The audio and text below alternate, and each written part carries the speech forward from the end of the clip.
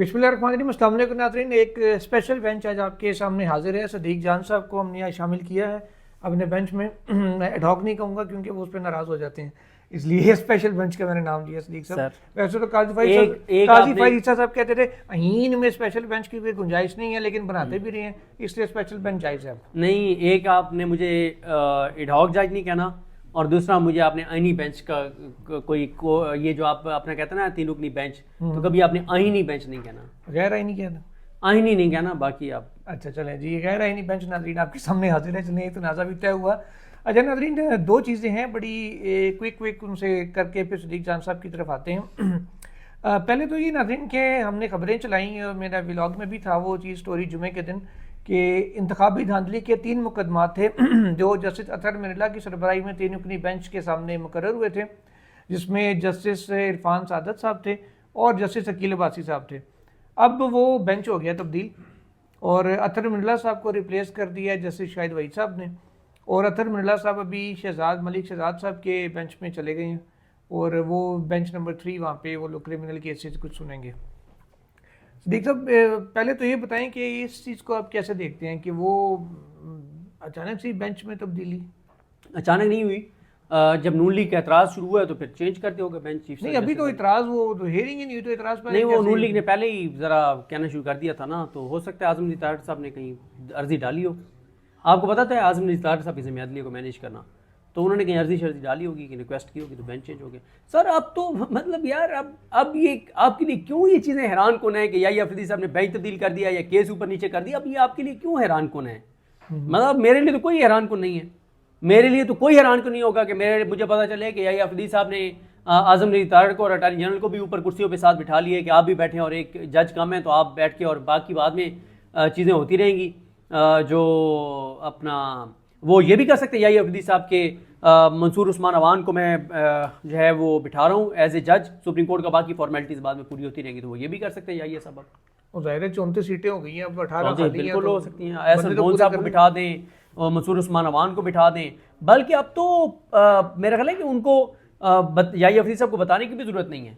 मतलब उन्होंने खुद आगे कहना है कि हम ऊपर बैठ रहे हैं तो ठीक है बैठ जाएं। अब तो यही है सुप्रीम कोर्ट में हिसाब किताब, तो यही रह गया, वक़्त सुप्रीम कोर्ट की यही रह गई है, और क्या वक़्त रह गई है। वैसे उन्होंने अगर बैठना भी तो वो नॉमिनेट होकर आईनी बेंच में जाएंगे, सादी सुप्रीम कोर्ट तो नहीं, अंडे वाली कुछ काम कर रही है। नहीं, वो इधर भी बैठेंगे उधर भी बैठेंगे, जो है ना वो दोनों साइडों पे ये रहेंगे।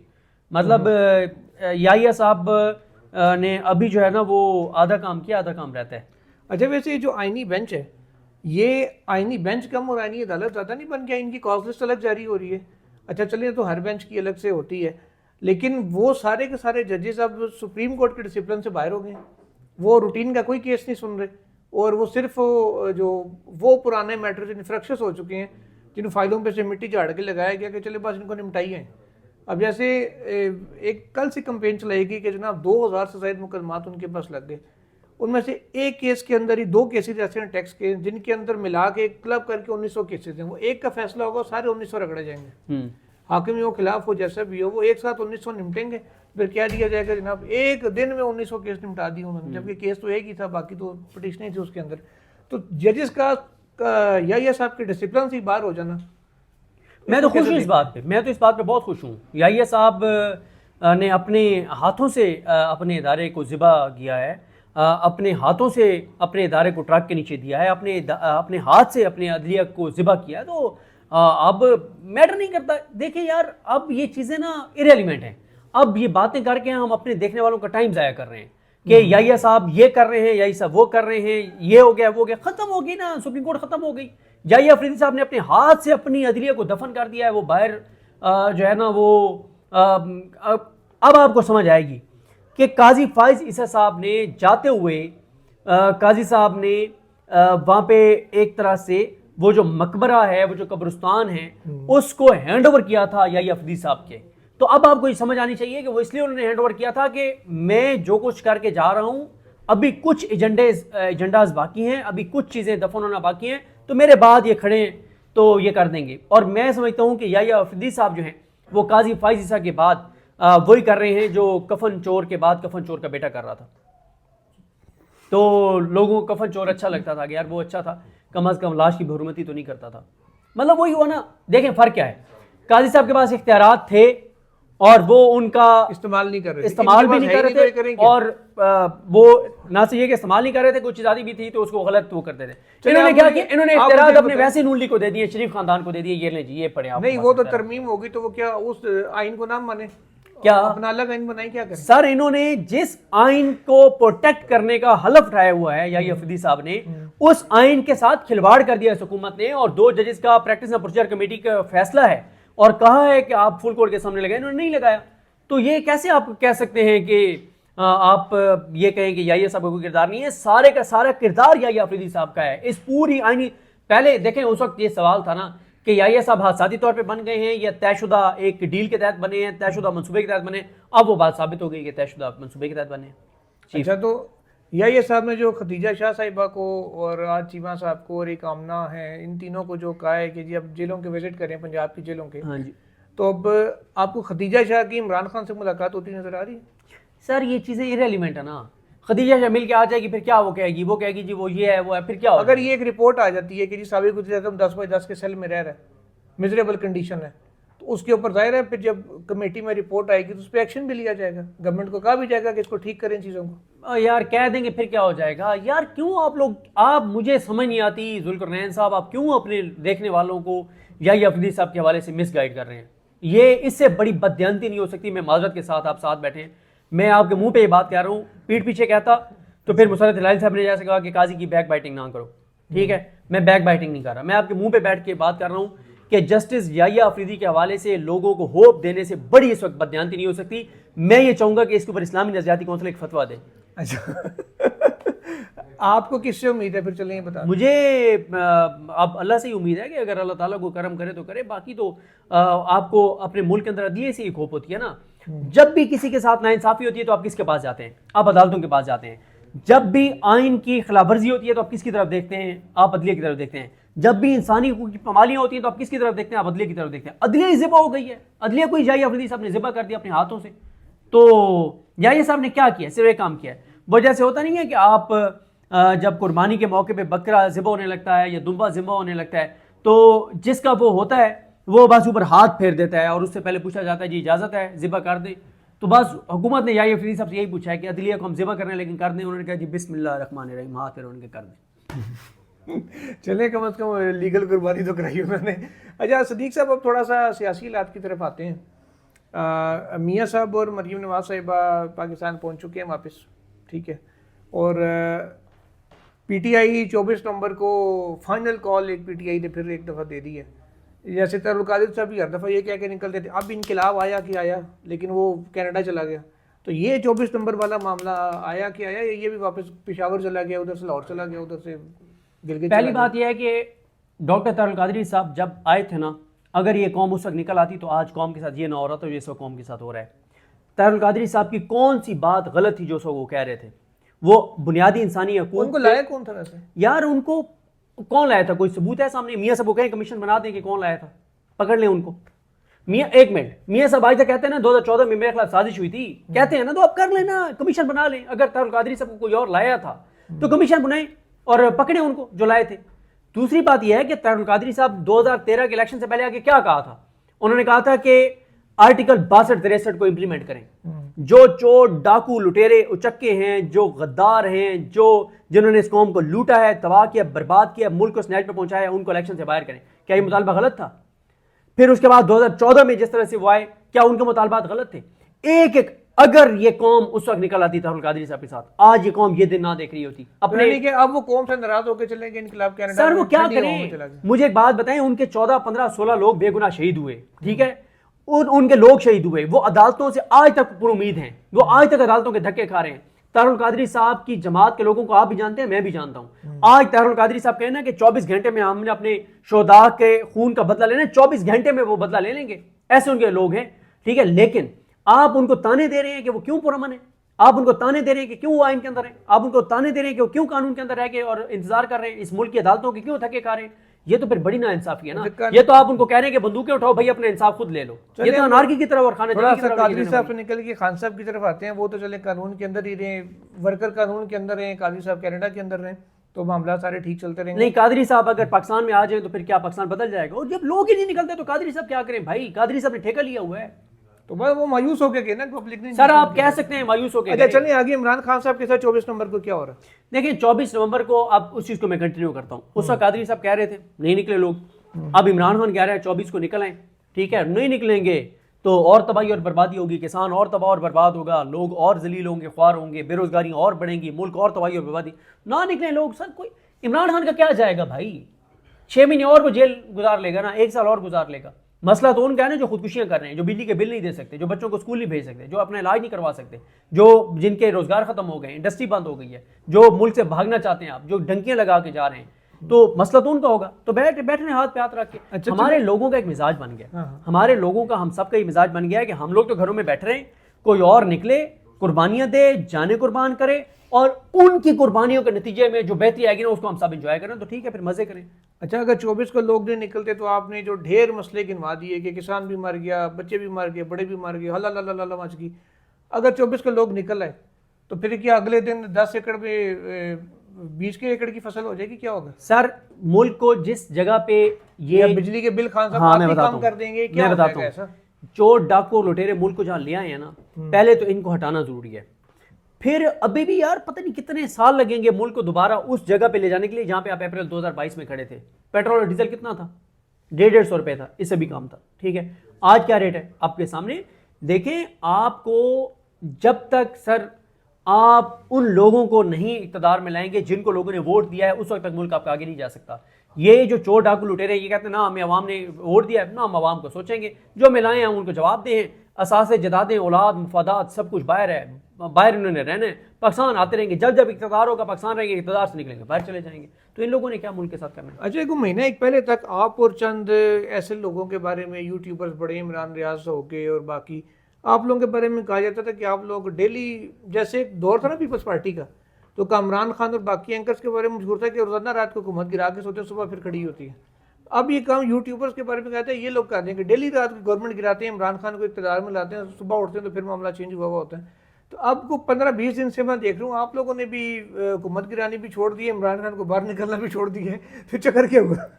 دیکھیں بات یہ ہے کہ ہم جب بھی کوئی بات کر رہے ہوتے ہیں نا تو اس میں ایسے نہیں ہے کہ ہم یہ کہہ رہے ہوتے ہیں کہ میں نے رات کو خواب دیکھا ہے, تو ہم ایک لاجک کے ساتھ بات کر رہے ہوتے ہیں نا. مثلا میں بھی آپ کے سامنے کہہ رہا ہوں میری لاجک کیا ہے کہ کسان آپ کا تباہ ہو گیا, برباد ہو گیا. جو پاکستان میں 60-70% لوگ آپ کے زراعت سے وابستہ ہیں, آپ کی انڈسٹری فیکٹریاں ملیں آپ کی بند ہو گئی ہیں, آپ کا عام آدمی خوار ہے, آپ کا تنخواہ دار طبقہ خوار ہے, آپ کا مزدور طبقہ خوار ہے, آپ کی یوتھ کے پاس نوکریاں نہیں ہیں, انویسٹمنٹ آ نہیں رہی, کوئی روزگار نہیں ہے, لوگ خودکشیاں کر رہے ہیں. میں اب بھی یہ کہہ رہا ہوں کہ یہ اس طرح سے چیزیں نہیں چل سکتی. تو آپ چلاتے رہیں, آپ چلاتے رہیں. ٹھیک ہے آپ چلاتے رہیں نا. آپ جتنی دیر اس کو چلاتے رہیں گے, اگلے سال یہاں پہ بھی اسلام آباد میں بھی سموگ ہوگی, اس سے اگلے سال مری میں بھی سموگ ہوگی, پھر 5 سال بعد 7 سال بعد ایمرجنسی ایسی نافذ ہوگی کہ یہ جو ایریاز ہیں نا, جس نے زندہ رہنا ہے تو وہ 72 گھنٹوں میں یہ جگہ چھوڑ دے, وہ لوگ وہاں سے ہجرت کر جائیں گے. مطلب یہ چیزیں آپ چلائیں نا, جتنا آپ چلاتے چلے جائیں گے اتنی تباہی اور بربادی بڑھتی چلی جا رہی ہے, تو آپ چلاتے جائیں. ہمارا جو لاجک ہے نا وہ یہ ہے, پہلی بات ہے کہ ہم حکومت کبھی بھی ہم نے نہیں کہا کہ گر جائے گی. ہم صرف یہ کہہ رہے ہیں کہ جناب یہ معاملات اس طرح سے نہیں چل سکتے, اور ہم یہ کہہ رہے ہیں کہ اگر آپ نے ملک کا سوچنا ہے تو آپ ان کو آنے دیں جن کو عوام نے ووٹ دیا ہے. نہیں لائیں گے تو موج کریں, چلاتے رہیں جس طرح سے چلا رہے ہیں.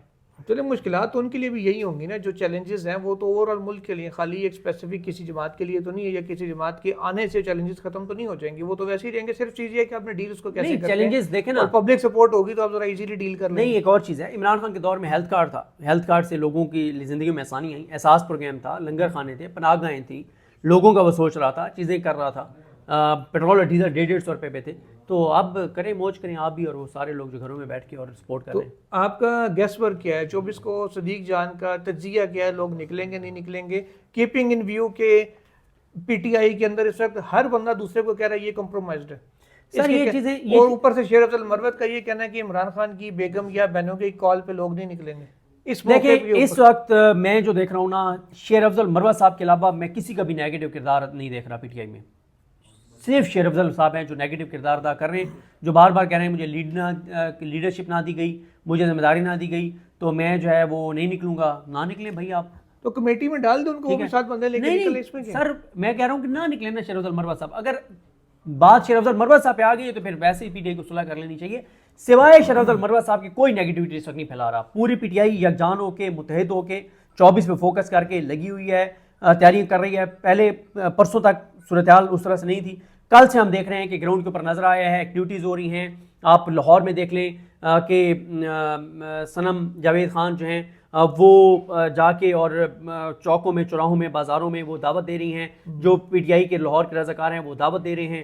آپ اے جے کے میں دیکھ لیں ایکٹیویٹیز, آپ پنڈی میں دیکھ لیں ایکٹیویٹیز. ہاں اب یہ اور کتنا اس کو بڑھاتے ہیں یہ دیکھنا ہوگا, لیکن پچھلے 24 گھنٹے میں تحریک انصاف نے سڑکوں پہ بھی گراؤنڈ پہ بھی ماحول بنانا شروع کر دیا اور گرمانا شروع کر دیا.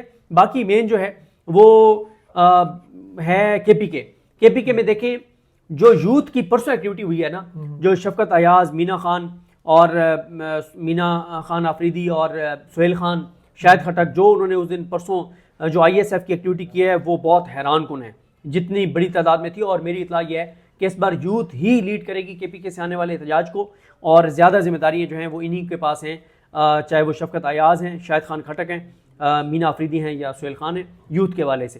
اور یوتھ لیڈ کرے گی, اور میں کے پی کے سے بہت بڑی تعداد میں لوگوں کو آتا ہوا دیکھ رہا ہوں. اچھا, کے پی کے کی بہت ساری مشینری تو آلریڈی گورنمنٹ نے قبضے میں لی ہوئی ہے جو لاسٹ ٹائم ہوا تھا, اور وہ مشینری ابھی تک یا قبضے میں ہی ہے پنجاب میں ہی. تو ہر بار کے پی سے مشینری آنا, بندی آنا, پنجاب تو لاسٹ ٹائم بھی نہیں نکلا تھا. پنڈی اسلام آباد کے چند لوگ تھے جنہوں نے آ کے, نوجوانوں نے یہاں پہ گورنمنٹ کو پنگا ڈال کے رکھا ہوا تھا ان کے ساتھ, اور ان کے آنے تک ان کو تھکا دیا تھا, شیل بھی ختم کرا دیے تھے. لیکن جب کراؤڈ نکلے گا نہیں, صرف ہمیشہ 200 کی ٹولی آ کے شغل لگائی رکھے گی, اس سے تو پھر کچھ نہیں نکلنا. دیکھیں پی ٹی آئی کی نا, تو پنجاب میں کیوں نہیں موبلائز کر پا رہے؟ دیکھیں اب تو وہ کہہ رہے ہیں کہ سب نکلیں گے. اس وقت تو یہ بھی مسئلہ تھا نا کہ ایم این ایس کو کہا گیا تھا نہیں نکلنا, سینیٹرز کو کہا گیا تھا نہیں نکلنا, ایم پی ایس بھی اس طرح سے نہیں نکلے, ٹکٹ ہولڈرز بھی نہیں نکلے. جو ریالٹی ہے لوگ پنجاب کے جلسوں میں بھی کچھ نہیں ہوا تھا, ایم این ایس تو چلیں اب منع کیا. اب تو وہ کہہ رہے ہیں کہ سب نکلیں گے, گرفتاری دیں گے, ویڈیوز بنائیں گے اور ثبوت دیں گے. اب تو یہ ساری بات وہ کر رہے ہیں. دوسری بات یہ ہے کہ پی ٹی آئی نے پچھلی بار بھی علی مین گنڈا پور نے جو زیادتی کی تھی پی ٹی آئی کے ساتھ, وہ یہی کی تھی کہ ان کو جب کٹی پہاڑی سے آگے آنے نہیں چاہیے تھا, وہاں بیٹھ جاتے. حکومت بند رکھتی, اسلام آباد کو, پنڈی کو بند رکھتی, سڑکیں کتنے دن بند رکھ سکتے, نہیں رکھ سکتے تھے. ایس سی او سر پہ آئی ہوئی تھی, سعودی ڈیلیگیشن آ رہا تھا. اب بھی پی ٹی آئی سمپل اگر وہ یہ کرتی ہے جو ان کا کسی حد تک ہے بھی صحیح کہ جہاں سڑکیں بند ہوگی وہاں کے بیٹھ جائیں گے, 2 دن 3 دن بند رکھیں آپ. پنڈی اسلام آباد موٹر ویز, ہائی ویز بند رکھیں, کتنے دن آپ بند رکھ سکتے ہیں؟ آپ نے اسموک کا ذکر کیا, اسموک کے چکر میں لاہور اور ملتان میں تو لاک ڈاؤن اناؤنس ہو گیا. اگر یہ آج تو چلو بارش ہو گئی, پنڈی اسلام آباد میں تھوڑا سا سکون آ گیا, 24 تک اسموک دوبارہ بڑھتی ہے. اگر سارے ایریے میں لاک ڈاؤن کر دیتے ہیں, اور لاک ڈاؤن کے علاوہ ویسے اسموک کا فی الحال حل بھی کوئی نہیں ہے, اس صورت میں کیا احتجاج آگے جائے گا یا اسموک کے ساتھ رانسو گیس بھی کھائیں گے لوگ؟ دیکھیں یہ تو 24 کو کیا ہوتا ہے, کچھ کہنے قبل از وقت ہے, اس میں تو کوئی شک نہیں ہے کہ حکومت اپنا تمام جبر, بربریت, فسطائیت کو استعمال کرے گی. اب پی ٹی آئی کے لوگ کتنی بڑی تعداد میں نکلتے ہیں یہ دیکھنا ہوگا. کوئی بیک چینل کوئی ایسی ابھی تک چیز نہیں ہے, اور اس میں اگر کچھ ہوگا تو سامنے آ جائے گا, لیکن ابھی تک تو ایسی کوئی چیز نہیں ہے. بڑا عرصہ خاموش مجاہدین کا بھی منجن کچھ یوٹیوبرز نے بیچا ہے, وہ سارے بول پڑے ہیں, سارے خاموشی سے ہی, وہ آپ انہیں سے شہر خاموشیاں چلے گی, وہ آپ انہیں سے ہی پوچھیں جو خاموش مجاہدین والے. لاسٹ کویسچن, موجودہ حکومت آپ کو کتنے دن چلتی نظر آ رہی ہے؟ مجھے یہ تو نہیں پتہ ہے کہ کتنے دن چلتی ہوئی نظر آ رہی ہے, لیکن مجھے یہ پتہ ہے کہ جب تک یہ چلے گی پاکستان ہر آنے والے دن کے ساتھ نیچے جائے گا, اور انسرٹینٹی بڑھے گی, مایوسی بڑھے گی, اندھیرا بڑھے گا, بے روزگاری بڑھے گی, تباہی بڑھے گی, بربادی بڑھے گی. اور عمران خان کب باہر آ رہے ہیں؟ عمران خان یہ ڈیپینڈ کرتا ہے پی ٹی آئی لوگوں کو کتنا موبلائز کر کے سڑکوں پہ لاتی ہے, اس کے مطابق عمران خان باہر آئیں گے. چلیے اب آپ موبلائز کرنے کی آپ نے بات کی, مجھے لاسٹ ساری یہ بتا دیں, سارے آگے 24 کو ڈیارہ جل جا کے جیل توڑ کے عمران خان کو باہر لے آئیں گے یا عدالتوں سے کوئی قانونی طریقہ اختیار ہوگا؟ نہیں دیکھیں, قانونی طریقے اختیار کرنا چاہیے, اڈیالہ کی طرف تو جانے نہیں چاہیے, خدا نخواستہ وہ اسی آڑ میں کوئی اور نہ چیز کر دیں. مسئلہ یہ ہے کہ جب لوگ سڑکوں پہ نکلتے ہیں تو عدلیہ پہ دباؤ تو بڑھتا ہے, جوڈیشری پہ دباؤ تو بڑھتا ہے, ججز کو نظر آتا ہے کہ لوگ نکل رہے ہیں تو ججز بھی اس کے مطابق وہ کرتے ہیں. ابھی تک تو لیکن گو کہ یاہی افریدی صاحب ڈٹے رہیں گے, کیونکہ دیکھنا کہ عمران خان کا یہ جو احتجاج ہے نا, یہ بیسیکلی نمبر 1 یاہی افریدی صاحب کے خلاف ہے, یہ اسٹیبلشمنٹ کے خلاف نہیں ہے. یاہی افریدی صاحب کے خلاف اس لیے ہے کہ پہلا عمران خان کا مطالبہ یہ ہے کہ 26ویں آئینی ترمیم کو کالعدم کیا جائے. 26ویں آئینی ترمیم کو کالعدم کرنے کا مطلب ہے کہ یاہی افریدی صاحب چیف جسٹس پاکستان نہیں رہیں گے. تو یاہی افریدی صاحب تو اس کو بہت پرسنل لے رہے ہوں گے, اپنے اوپر لے رہے ہوں گے کہ یہ احتجاج میرے خلاف ہے. تو یاہی افریدی صاحب جو ہے وہ پورا میرا خیال ہے شاید اپنا کردار بھی ادا کریں نیگیٹو کہ یہ احتجاج یہ ناکام ہو 24 والا. چلیں دیکھتے ہیں. صدیق جان نے بڑی خبر دی ہے ناظرین بالکل اینڈ میں آ کے کہ عمران خان کے احتجاج اسٹیبلشمنٹ کے خلاف نہیں ہے بلکہ یحییٰ میں تو مطالبات کی بات کر رہا ہوں نا. پہلا مطالبہ ان کا 26ویں آئینی ترمیم کو کالعدم کرنا ہے, تو یحییٰ صاحب 26ویں آئینی ترمیم کے نتیجے میں ماشاءاللہ براجمان ہے. چلیں لیٹس سی کہ کون سا احتجاج کس کے خلاف ہوتا ہے. ناظرین آج کے لیے اتنا ہی, پھر انشاءاللہ مزید خبروں کے ساتھ حاضر ہوں گے اور صدیق جان صاحب کو تنگ بھی کرتے رہیں گے. اللہ حافظ.